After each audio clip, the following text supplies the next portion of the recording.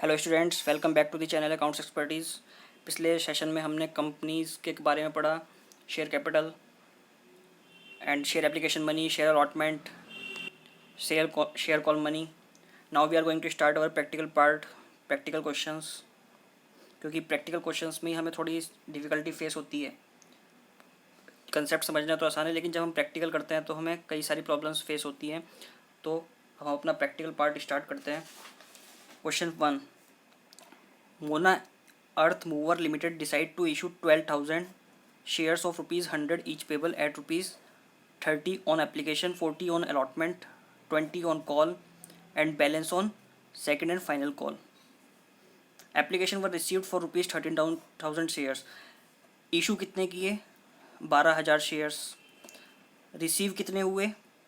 Applications 30,000 shares की। 1,000 क्या हुई? ज़्यादा रिसीव हुई। अब देखो, हम सबसे पहले यहाँ पे एक छोटा सा वो बना लेते हैं।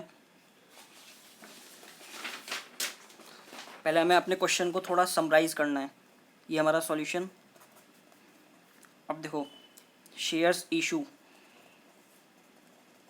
कितने करें? 12,000 शेयर्स इशू करें। शेयर वैल्यू, शेयर की वैल्यू कितनी है? ₹100 पर शेयर। ठीक है, हमें पहले समराइज वे में थोड़ा सा अपने क्वेश्चन को समरी बना लेनी है, जिससे हमें करने में इजी हो। Application money ₹30, allotment ₹40, first call ₹20 and balance on second and final call. Second and final call में क्या हुई है? हमें बैलेंस अमाउंट। अब 100 रुपये में से 30 एप्लीकेशन, 40 ये, 20 ये, तो ये टोटल कितना हो गया? 40, 30, 70 और ये 20 + 90 हो गया। तो सेकंड एंड फाइनल कॉल में बैलेंस कितना बचा? 100 - 90, ₹10। ठीक है। अब एक्चुअल एप्लीकेशन, शेयर इशू तो की है हमने 12,000, लेकिन actual applications received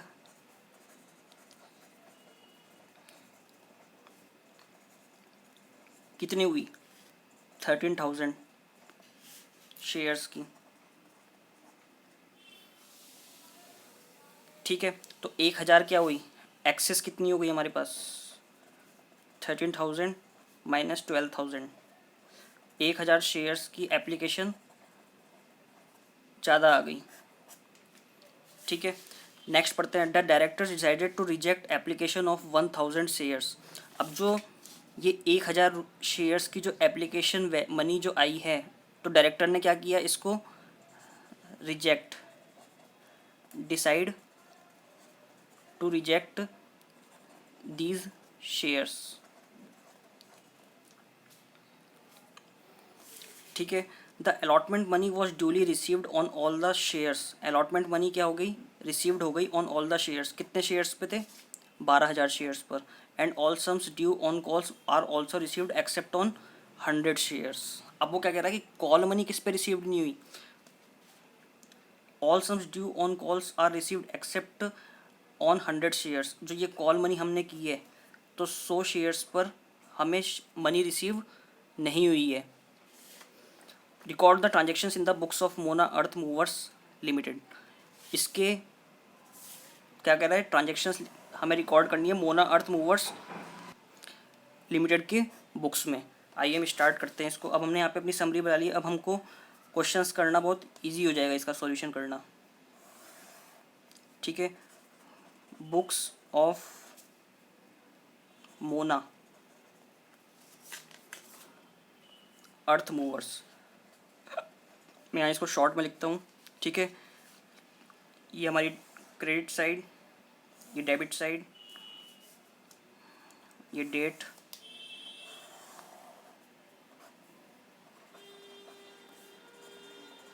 particulars,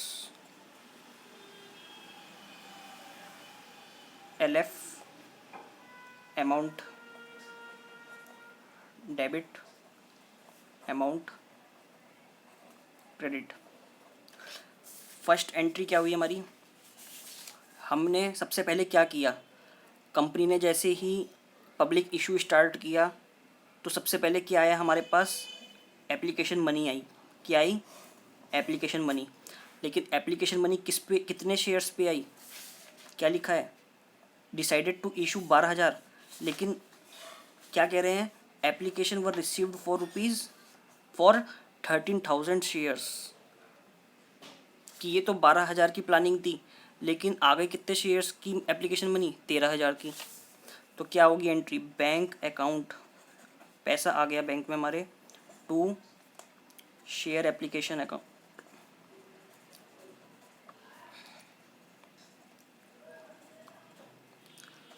application money received on 13,000 shares at the rate rupees. Share application money कितने कितने रुपीज़ की थी, 30 रुपीज़ की, एट द रेट 30 पर शेयर। तो हम इसकी कैलकुलेशन करेंगे, 13,000 इंटू 30, 3,90,000 रुपये हमारे पास आ गए एप्लीकेशन मनी के। ठीक है, अब नेक्स्ट एंट्री, हम चाहें तो छोटी एक वर्किंग नोट भी अपनी साथ साथ बना सकते हैं, ताकि हमें कोई भी इशू ना हो कुछ भी करने में। वर्किंग नोट बना लेते हैं। जैसे हमारे पहली वर्किंग नोट क्या हुई कि हमने 13,000 रुपये की 13,000 शेयर्स पर एप्लीकेशन मनी रिसीव करी। कितने हो गए, 3,90,000 हमें रिसीव हुए। ये हमारी पहली एंट्री हो गई। ठीक है, नेक्स्ट एंट्री में क्या बोल रहे हैं वो, अब नेक्स्ट एंट्री हमारी क्या बनेगी कि हमने एप्लीकेशन मनी तो रिसीव कर लिया, लमसम मैक्सिमम जितना हम रिसीव कर सकते थे हमने रिसीव कर लिया। अब वैलिड कितना है, वर्किंग नोट नंबर हम छोटा सा 2 बनाते हैं। क्या हमने 13,000 शेयर्स इशू किए थे, नहीं, हमने कितने शेयर्स इशू किए थे, 12,000। ठीक है, और 30 रुपीज़ की एप्लीकेशन मनी थी, तो वैलिड कितने हुए, ये वैलिड हुआ ना, क्योंकि हम अपने शेयर कैपिटल को कितने शेयर से करेंगे, हमारे पास राइट है केवल 12,000 शेयर इशू करने का, तो हम 13,000 शेयर इशू नहीं कर सकते। ठीक है, तो 12,000 का इशू जो हमने किया उतने अमाउंट से ही हम अपनी शेयर कैपिटल को क्रेडिट करेंगे, 3,60,000। ठीक है, तो हमारी नेक्स्ट एंट्री होगी कि जो हमने शेयर एप्लीकेशन मनी रिसीव किया इसको शेयर एप्लीकेशन अकाउंट में ट्रांसफ़र करना है विद कितने अमाउंट से, 12,000 शेयर्स पर जो एप्लीकेशन मनी बनती है उतने अमाउंट से हम शेयर कैपिटल में ट्रांसफ़र करेंगे। Share application account debit to share capital account, being share application money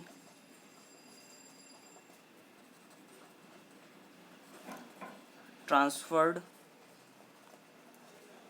to share capital account, कितने से, 3,60,000। ठीक है,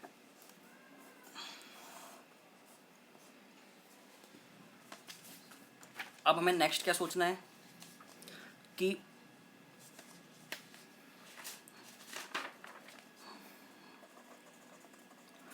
अब हमने 13,000 शेयर्स का रिसीव कर लिया, 12,000 हमने शेयर कैपिटल में पहुंचा दिया। अब 1,000 की शेयर एप्लीकेशन मनी जो है उसका क्या करेंगे, 13,000 में से हमने इशू कर दिए थे, 13,000 हमारे पास रिसीव हुआ, 12,000 हमने शेयर कैपिटल में जो वैलिड है वो ट्रांसफ़र कर दिया। 1,000 का क्या करेंगे हम, बाकी इंटू 30, इतना हमारे पास एक्सेस रिसीव हुआ है ना एप्लीकेशन मनी, 30,000। इसको क्या करेंगे, रिफ़ंड, क्योंकि ये हमारा नहीं है। हमने केवल कितने शेयर्स अलॉट करेंगे, केवल 12,000 शेयर्स अलॉट करेंगे। तो हम 1,000 शेयर्स का पैसा एक्सेस में कैसे रख सकते हैं अपने पास, वो कंपनी को रिफ़ंड करना मैंडेटरी है। तो 3,000 का रिफ़ंड करेंगे तो क्या एंट्री बनेगी उसकी?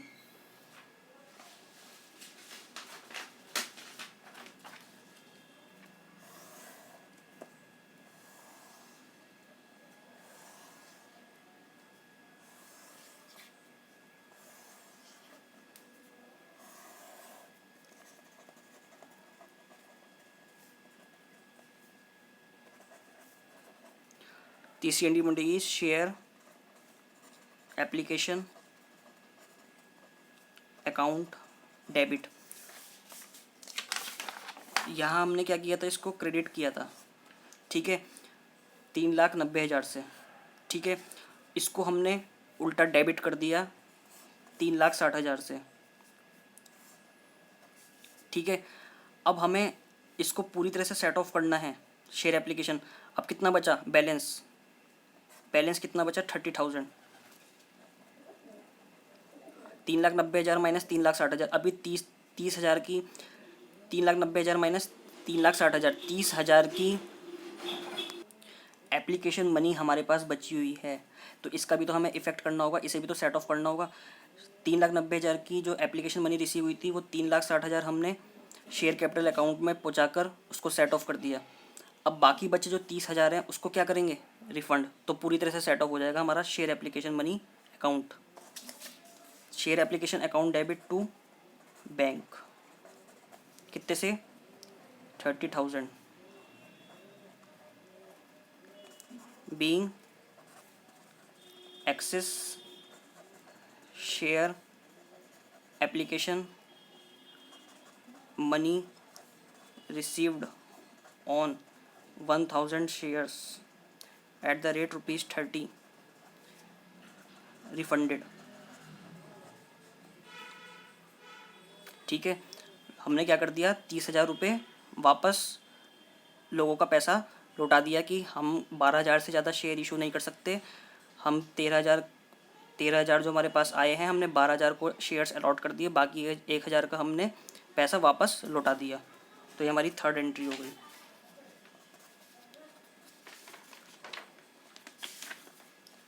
अब क्या आती है? अब आता है थर्ड। अब हमारा शेयर एप्लीकेशन का पार्ट ख़त्म हो गया। हमने शेयर एप्लीकेशन मनी जितनी रिसीव की थी वो रिसीव कर ली, जितनी हमने शेयर कैपिटल में ट्रांसफ़र करनी थी वो कर दी, जितनी एक्सेस रिसीव हुई थी वो वापस कर दी। अब हमारा नेक्स्ट स्टेप कौन सा आता है? हमने एप्लीकेशन का पार्ट ख़त्म कर दिया है। अब हमारा नेक्स्ट पार्ट आता है अलॉटमेंट पे, ठीक है। अब अलॉटमेंट में क्या किया हमने? वर्किंग नोट नंबर 4, हमने 12,000 शेयर्स पर वर्क कर रहे हैं हम, 12,000, और अलॉटमेंट कितने की है? 40 रुपये की। तो 4,80,000 से हम अपनी अलॉटमेंट ड्यू करेंगे और उसको ड्यू एंड रिसीव्ड करेंगे, उसको रिसीव्ड दोनों एंट्रीज करेंगे। तो फोर्थ एंट्री हमारी क्या बनेगी? Share allotment account debit to share capital account. देखो, हमने जब एप्लीकेशन मनी रिसीव करी थी तो हमने पहले ही उसको रिसीव करके फिर उसको शेयर कैपिटल में ट्रांसफ़र किया, ठीक है। अब शेयर्स अलॉट हो चुके हैं, अब हमें पहले से ही पता है कि हमें इतने पे इतने पैसे मिलने हैं। यहाँ हमको पता नहीं था, यहाँ हमको पता नहीं था कि हमारी एप्लीकेशन मनी, जो शेयर एप्लीकेशन मनी है, वो कितने कितने जनों से हमें रिसीव होगी। क्या पता हमने 12,000 शेयर इशू किए लेकिन 10,000 से ही हमारे पास 10,000 एप्लीकेशंस की ही एप्लीकेशन मनी रिसीव होती। इसलिए हमने यहाँ पे ड्यू नहीं किया पहले उसको, पहले हमने सीधे रिसीव कर लिया, फिर उसके बाद उसको शेयर कैपिटल में ट्रांसफ़र किया, ठीक है। लेकिन जब अलॉटमेंट हो गया शेयर्स का, 12,000 हमें पता चल गया कि हमारे 12,000 हमने इशू किए थे और 12,000 रिसीव हो गए, तो हमने उसको शुरू में ही ड्यू कर लिया कि अब 12,000 पे पैसे ही मिलने हैं हमको, इससे ज़्यादा कुछ नहीं मिलना। तो 4,80,000 को हमने ड्यू कर दिया।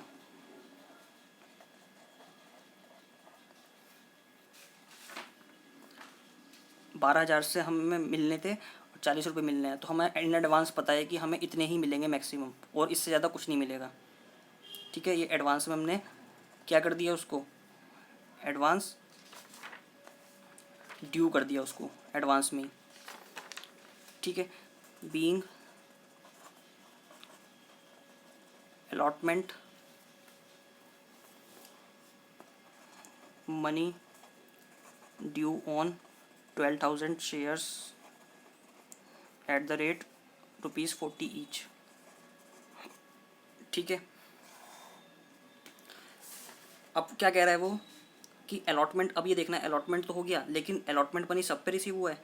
The allotment money was duly received on all the shares. अब उसने क्या कहा, क्वेश्चन ने क्लियर कर दिया कि अलॉटमेंट मनी तो सभी शेयर्स पे रिसीव हुआ है। ठीक है, तो हमारा ये अगर यहाँ पे लिखा होता 11,000 से, लेट सपोज यहाँ पे लिखा होता 11,000 शेयर्स पे ही अलॉटमेंट रिसीव हुआ तो हम क्या करते, 11 चौक 44, 4,40,000 से रिसिप्ट दिखाते bank account debit to allotment. लेकिन यहाँ पे क्या कहा है क्वेश्चन ने कि हमारे 12,000 शेयर्स पर, टोटल शेयर्स पे ही अलॉटमेंट मनी रिसीव हो गया है। तो हमने क्या एंट्री करी इसकी, फिर 4,80,000 से रिसीव्ड इन बैंक। तो हमारी एंट्री क्या हो जाएगी, bank account debit to share allotment account being allotment money received on 12,000 shares at the rate ₹40 each।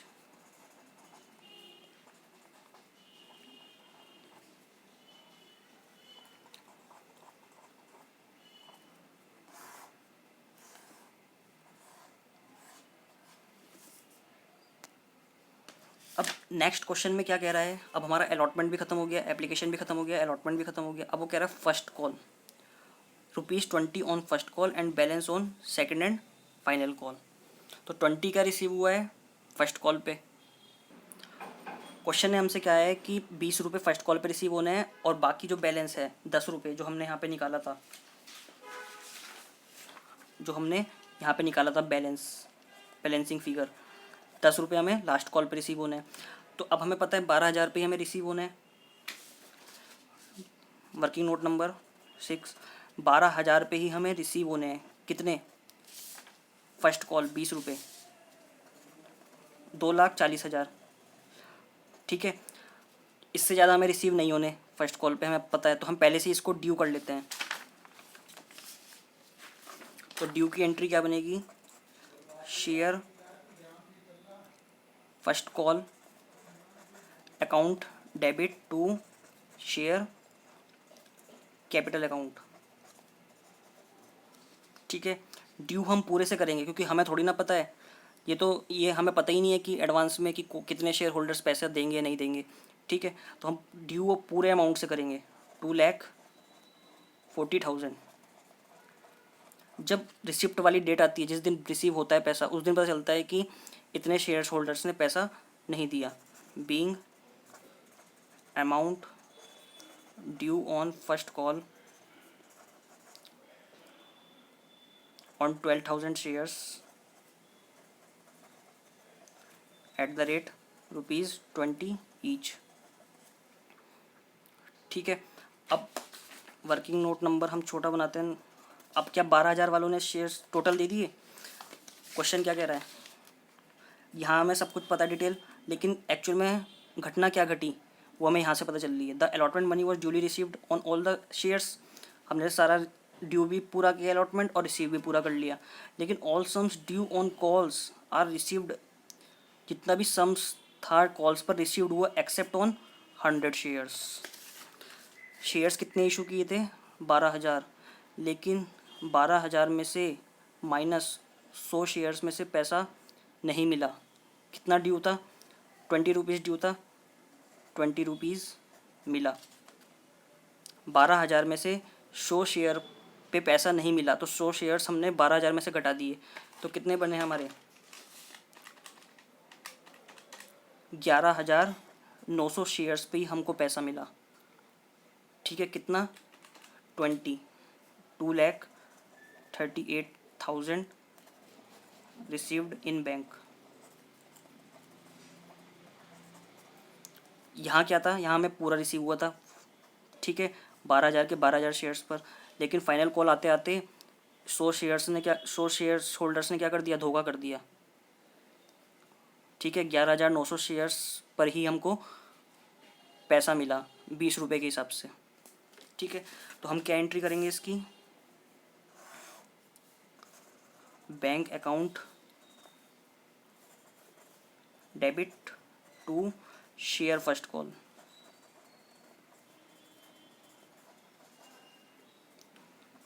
कितने अमाउंट से, 2 लाख,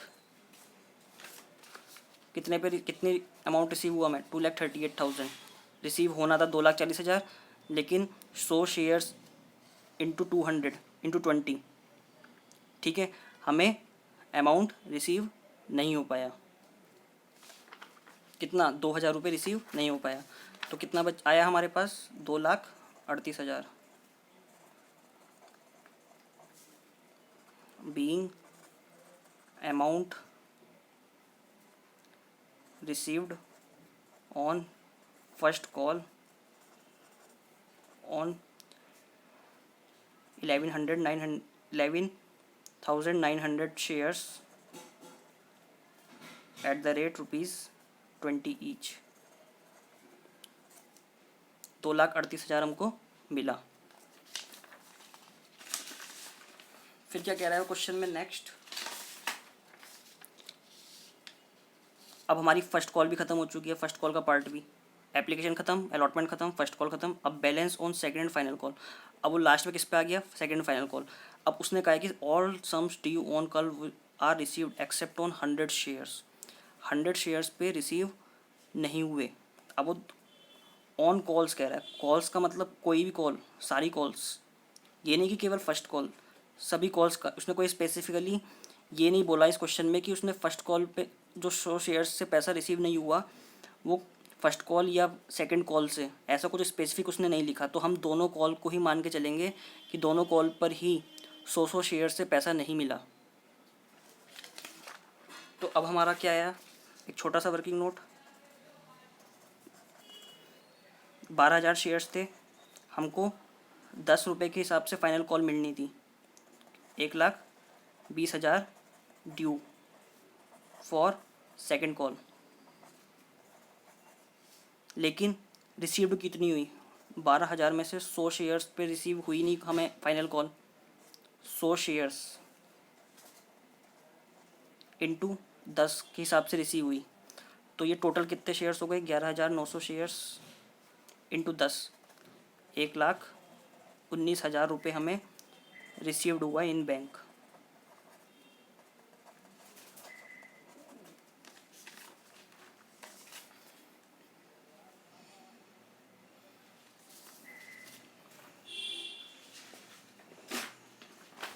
तो इसकी एंट्री हम क्या करेंगे, लास्ट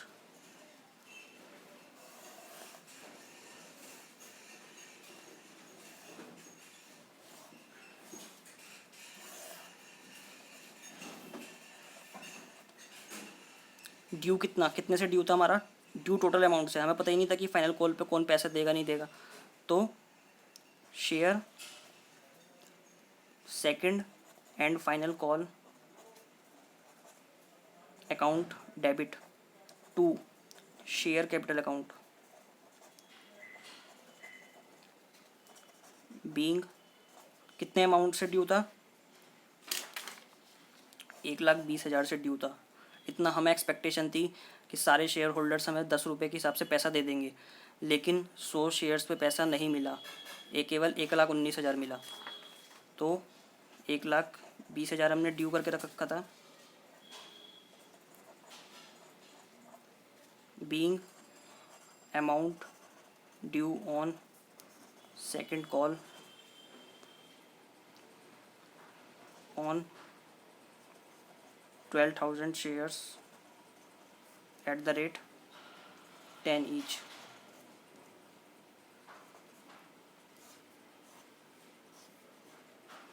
लेकिन मिला कितना, bank account debit to share second and final call 1,19,000 से हमें रिसीव हुआ। Being amount received on second call on 1100 900। देखो हमने यहाँ लिखा था कि हमें ड्यू 12,000 शेयर्स पर 10 रुपये से ईच, लेकिन मिला कितने पे? 11,900 शेयर्स पर @10 ईच।